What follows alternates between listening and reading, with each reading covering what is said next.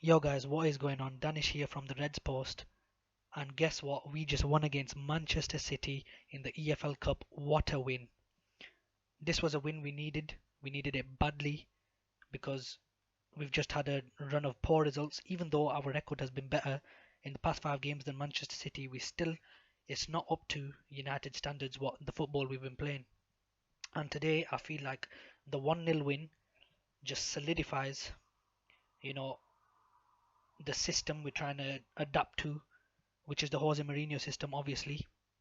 And obviously, keeping that clean sheet, there's nothing better than that. You know, our defense played good. Everybody played good, not outstanding. They played good, and that's why we got this 1-0 win today. And I believe that this win could catapult us into winning against Burnley, winning against Swansea, Fenerbahce, Arsenal, all of these teams. This could be the catalyst as to progressing us further. Because come on, let's be serious.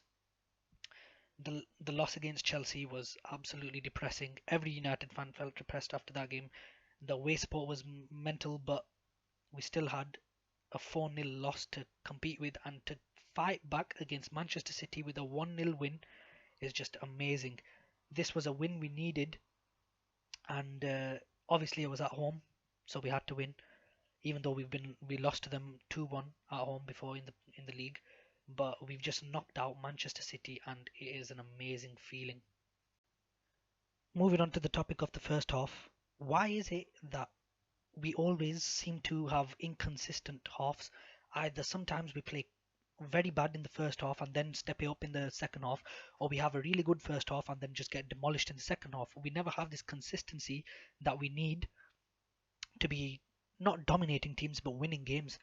Although today we did win, but our first half was not the best. You can't say it was terrible, but it was not the best. It's not up to the standard that we demand.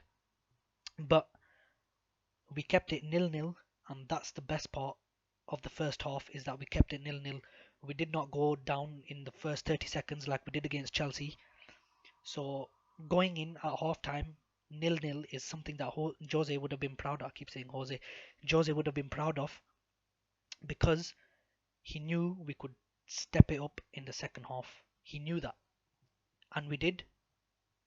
But what we've got to do is start to become better in both halves, rather than just have one good half and have one bad half. Now, I've got to praise the players for taking this game nil, not 1-0, nil-nil at half time, and that is the best part that we could have imagined. Because just imagine it was like the first derby of the season, and we went in, you know what I mean, 2-1 at half time. We were 2-0 down, yeah, and then obviously we got that lucky Ibra goal, but that was pure luck. In this, we never left it down to luck. We defended in the first half, and we thought, do you know what? We're going to step it up in the second half. Now, whoever thought that second half was much better, give me a hell yeah, as Stone Cold would say, because that was an amazing second half. I'm not saying it was world class, but it was something that could allow us to win. Now, we got the goal obviously from good play. The nice assist coming in from Ibrahimovic. Herrera falling to the ground. I need to watch that back to see if it was a penalty or not, because I was in the heat of the moment, seeing that Mata was running onto the ball, and then he just hits it past Caballero, and everyone was ecstatic. The United fans I could see on TV, they were ecstatic. I was ecstatic. Everybody was ecstatic who's a United fan. Have that in your face, Manchester City. Sorry, but it was a really good performance in the second half, defensively and attacking. When we were hitting them on the counter after the goal went in, we looked lethal. We could have been 3-0 up in that second half. It was so good. Ibra, when he hit the back heel to Marcus Rashford, and Rashford got pushed. Listen, he was through on goal. He could have scored that easily. Yeah, and when Pogba was through on goal and he just fumbled it, oh my god, if he had chipped Caballero, if he could have hit it around him or something like that, it would have been amazing. But he hit into him, but it doesn't matter because we defended well, and I could say everybody put in a good performance defensively in that second half, and that's why we won this game tonight. Now, if I was to say Herrera is a Rolls Royce engine. Who would agree with me? Because that guy at the moment is our best player, our best midfielder, and our best player by far on the pitch. He is outperforming everyone because he is outworking everyone. It doesn't matter about skill level at the moment, it matters about who's outworking who. And Herrera, he's reminding me of a Ji-sung Park. I'm not saying the way he plays, but the fact that he's always the one who is running for them second balls. He's always the one who's going in for a tackle. He's always the one pushing up. You know, he's playing smart. He knows when to break play down, when to slow the game down. He's doing everything perfectly, and that's why Herrera at the moment is our best player, because that guy is an engine. He runs the midfield. Well, today he did. He ran the midfield like it was nothing because the guy was playing absolutely amazing. Against Chelsea, when they let in that goal from N'Golo Kante, you could blame Herrera, but today he had an amazing game, and that guy is definitely someone who should start always, as long as these good performances from him are coming through, because this guy is a beast in our midfield. Today, in the first half, obviously, I've said that I wasn't the best, and in the second half, we weren't playing too well when it started, or we actually played well, but until the goal went in and we were playing on the counter, we didn't show our power and pace because we have tons of it, and we always should exploit teams with our power and pace. We've got Ibrahimovic, he's so strong, he can keep the ball up and he's always drawing in a foul. We've got Rashford bombing it down the wing. He is amazing. He's got so much pace. He could just dribble past people just like that.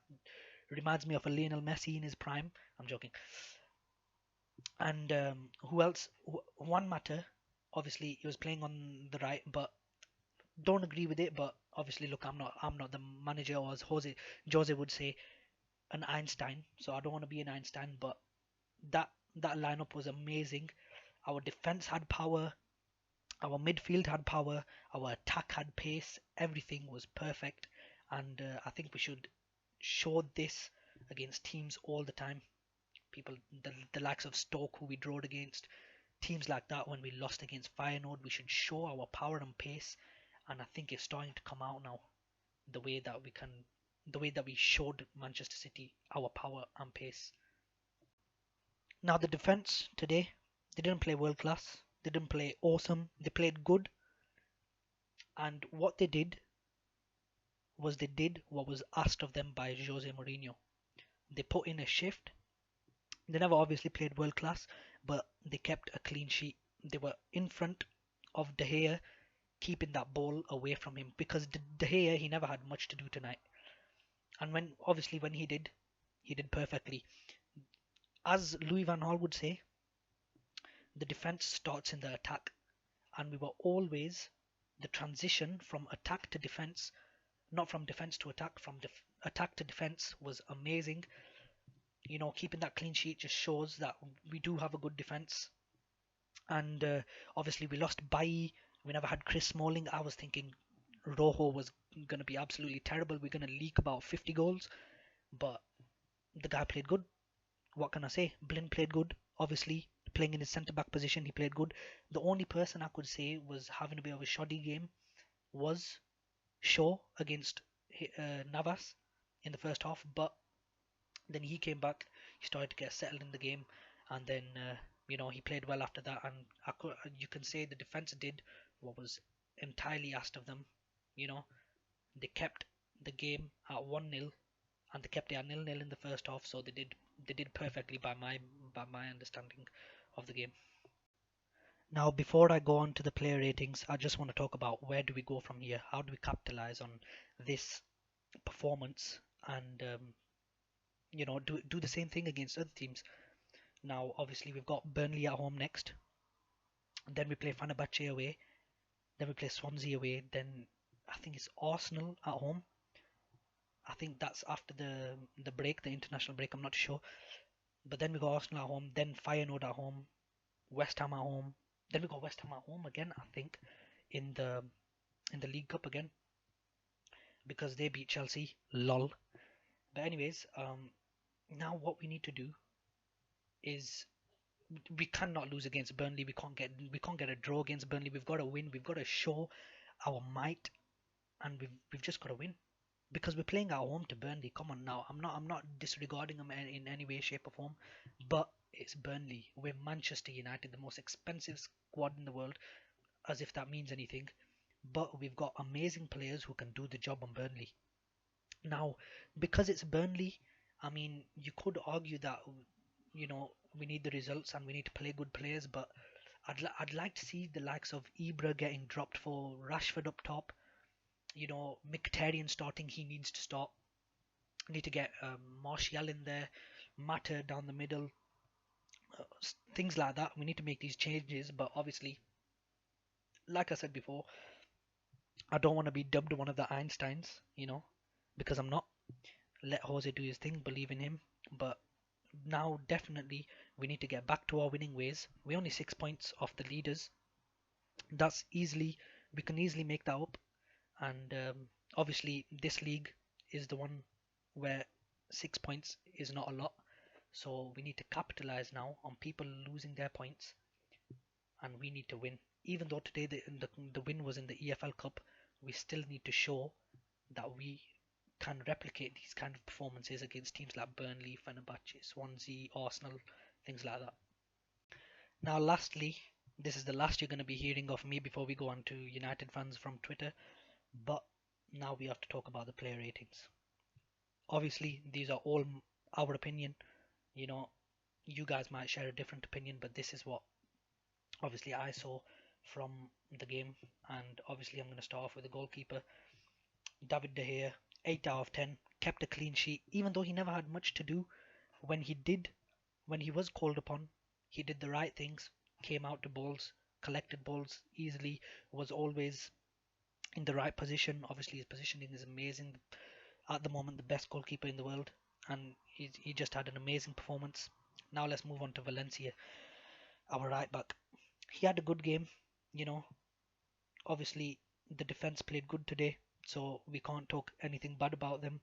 But I'll give him a 7 out of 10 because he looked a bit shaky during the game. He was letting a couple of runners go through. Um, but he was always, even though he did let some runners go through, he was always pushing up against them, pressing them, and that's why I liked it. But I'll give him a 7 out of 10 because he could do better, and we know he can do better, and that's why I'll give him a 7 out of 10. Now on to Blind. Blind, I'll give him an 8 out of 10, and that's because he was the better of the two centre backs, and he played good. Obviously, again, I'm going to reiterate the clean sheet. That's why these defenders have been given good ratings, and 8 out of 10. I think it justifies Blind's performance today because him playing at centre back is where we need him. Playing at left back, he's out of position and he just doesn't play that well. He can play well in some games, maybe no, he never played against Fenerbahce, but in some games he can play well. But when it becomes physical for him, he just can't. And he's better at centre back because he can read the game, he can see the game, he gets some good passes off, and that's why I'll give him an 8 out of 10. Now on to Rojo.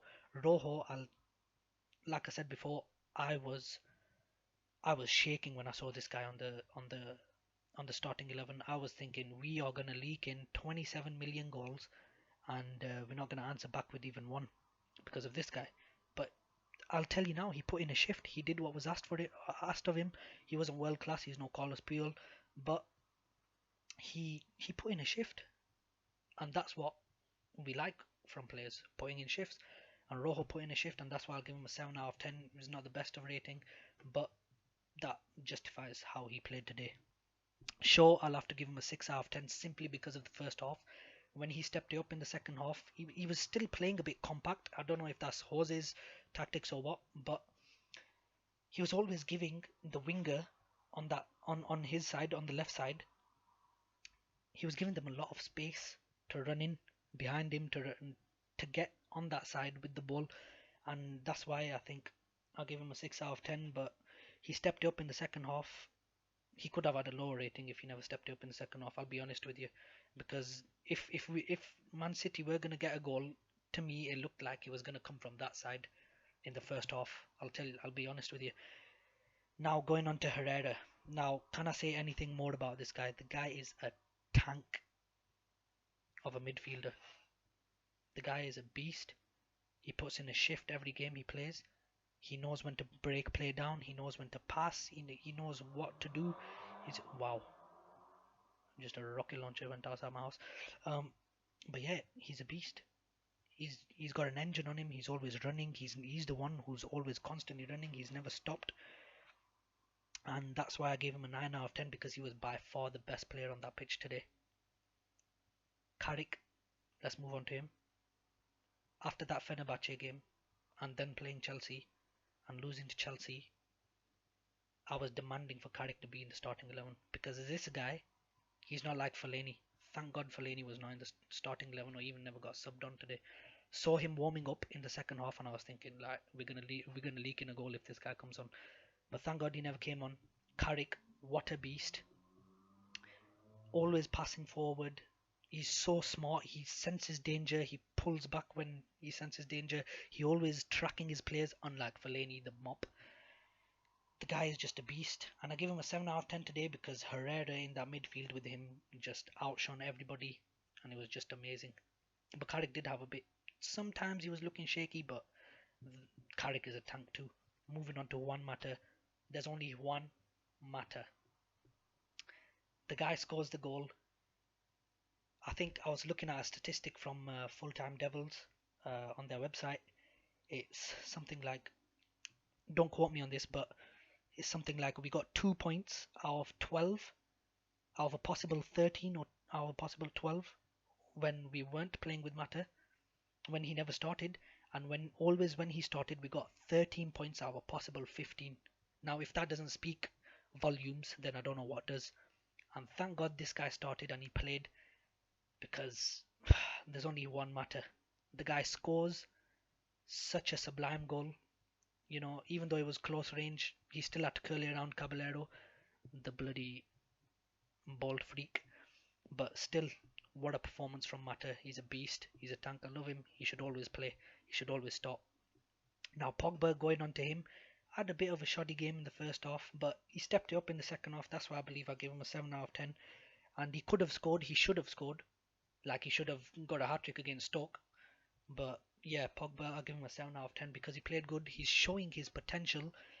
And if he always plays this good defensively and attacking, you know, as he did in the second half, then you know we've got a beast on our hands over here. You know, he's justifying his 89 million. Now Rashford,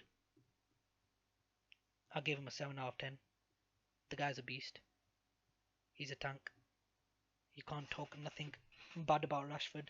The guy's always bombing it down the wing. He's always tracking back. He's always doing something. He's never like a Fellaini where is the correct word, immobile or just like walking across the pitch.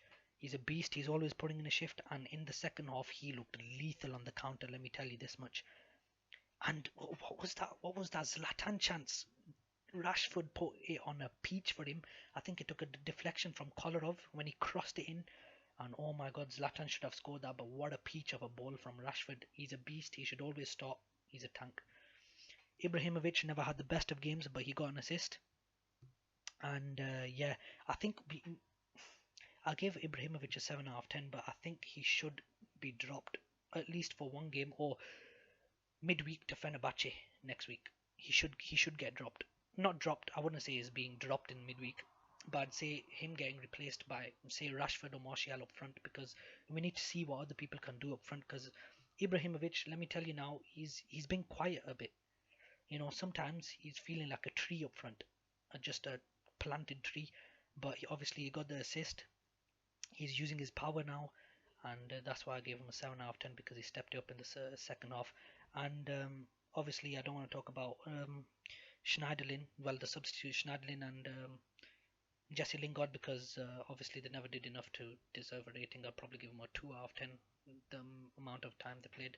So yeah, that is the player ratings for tonight, and I think it's a pretty fair decision from my behalf. And overall, I'd give the whole squad an 8 out of 10. Just the entire squad, I'd give them an average, not an average, but an 8 out of 10 as a whole. And I think that's a pretty good rating and a pretty good result based on the rating.